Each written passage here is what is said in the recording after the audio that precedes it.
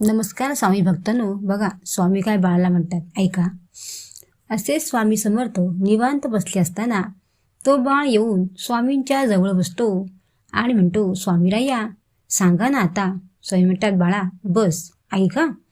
स्वामी म्हणतात, बाळा जीवनातील दुःख शांतपणे स्वीकारा, कारण प्रत्येक गोष्ट आमच्या इच्छेनेच होत असते. बाळा विश्वातील असा एकच दरबार आहे जिथे कोणीच कधीच रिकाम्या हाती परत जात नाही, तो म्हणजे आमचा दरबार. फक्त गरज आहे ती निस्वार्थ भक्तीची आणि श्रद्धेची. स्वामी म्हणतात, बाळा काही लोक असे असतात की माझी अडचण परमेश्वराला का दिसत नाही, देव माझे दुःख कमी का करीत नाही. पण एक गोष्ट लक्षात ठेवा की जेव्हा तुमची परीक्षा चालू असते तेव्हा शिक्षक गप्प असतात.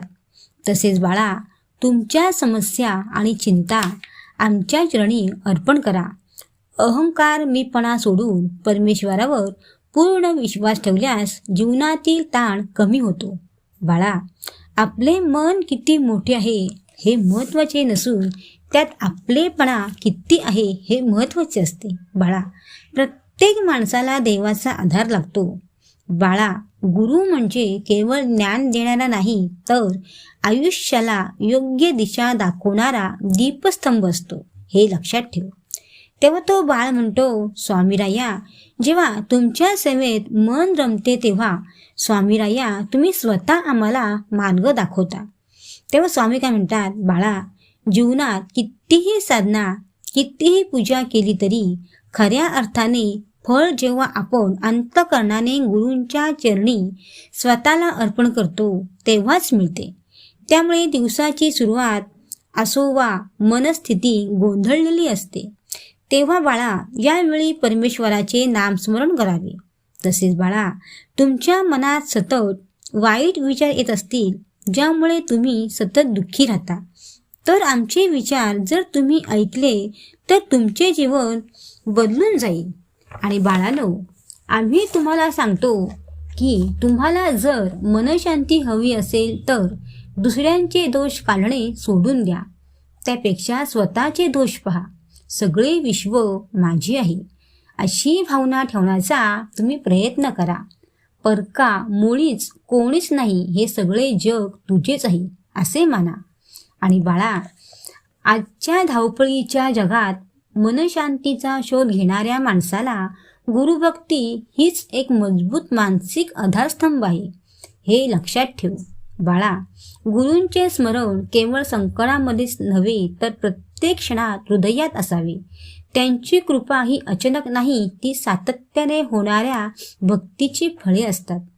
मनात श्रद्धा असेल तर गुरूंचे अस्तित्व प्रत्येक श्वासात जाणवते. तेव्हा तो बाळ म्हणतो, स्वामीराया माझ्या शब्दात एवढी ताकद नाही की ते तुमच्या शक्तीचे वर्णन करू शकतील, पण मनात दृढ विश्वास आहे एवढे निश्चित. हे बाळाचे बोलणे ऐकून स्वामी हसतात. बाळाच्या डोक्यावरून प्रेमाने हात फिरवतात व म्हणतात, बाळा ज्या ठिकाणी आमचे नामस्मरण भजन कीर्तन होते त्या ठिकाणी आम्ही सूक्ष्म रूपाने संचार करीत असतो. हे वाक्य अगदी खरे आहे. स्वामी म्हणतात, बाळा आयुष्याच्या परीक्षेत सर्वात कठीण प्रश्न कोणता, तो म्हणजे पुढे काय. त्याचे उत्तर म्हणजे भक्ती देते. पण बाळा हे आम्हाला माहिती असते, हा एकच विश्वास तुमच्या मनातील वादळे शांत करतो. ज्ञानाच्या पलीकडे जाणे आणि विश्वासाच्या क्षेत्रात प्रवेश करणे हीच खरी शरणागती आणि परमशांती आहे. तुम्ही फक्त पुढचे पाऊल प्रामाणिकपणे टाका. तसेच बाळा माणूस जेवढा मनाने मोठा असतो ना तेवढाच तो मनानेही मोठा होत जातो. पण बाळा हे कायम लक्षात ठेवतो, मनाने मोकळे आणि स्वभावाने सरळ, पण मात्र कधीही जीभ मोकळी सोडू नका, नाहीतर शब्दात गैरसमज होतील. बाळा विश्वास हीच खरी भक्तीची ओळख होय. जो भक्त आमच्यावर पूर्णपणे विश्वास ठेवतो तो सर्व संकटे पार करतो. जे आमच्यावर विश्वास ठेवतात ते या जीवनसागराला सहज पार करतात. बाळांनो वाईट वेळ येऊ शकते पण ही कायमची नसते. भक्तांच्या डोक्यावर संकट येण्याआधी आम्ही त्याला सावध करत असतो. फक्त भक्तांनी कायम सजग राहिले पाहिजे. तेव्हा स्वामी म्हणतात, बाळा, आपल्याला एका गावाला जायचे आहे. त्या गावाला जाणारी गाडी धरून आपण तिची संगती करतो. आपले गाव आले की आपण गाडी सोडतो. हे जसे खरे त्याचप्रमाणे निर्गुण हे आपले साध्य असते. तरी आज आपल्याला सगुणच खरे मानून संगती केली पाहिजे. निर्गुणाची जाणीव ठेवून सगुणापासनेत राहावे. तसेच बाळा, नशीब जर काही चांगले देणार असेल तर त्याची सुरुवात कठीण गोष्टीनेच होते आणि नशीब जर काही अप्रतिम देणार असेल तर त्याची सुरुवात अशक्य वाटणाऱ्या गोष्टीनेच होते. हे कायम लक्षात ठेवा.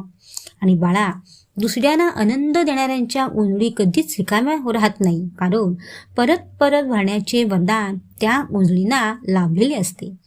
स्वामी म्हणतात, बाळा, गणेशाचे ध्यान केले की मनात अपरंपार शांतता आणि समाधान मिळते.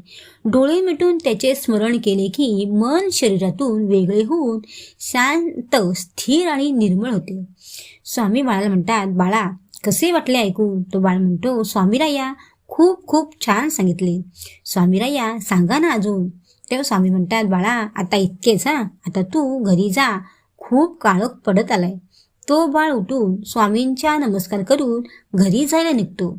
स्वामी म्हणतात, बाळा, घाबरू नकोस. आम्ही आहोत तुझ्या पाठीशी. श्री स्वामी समर्थ.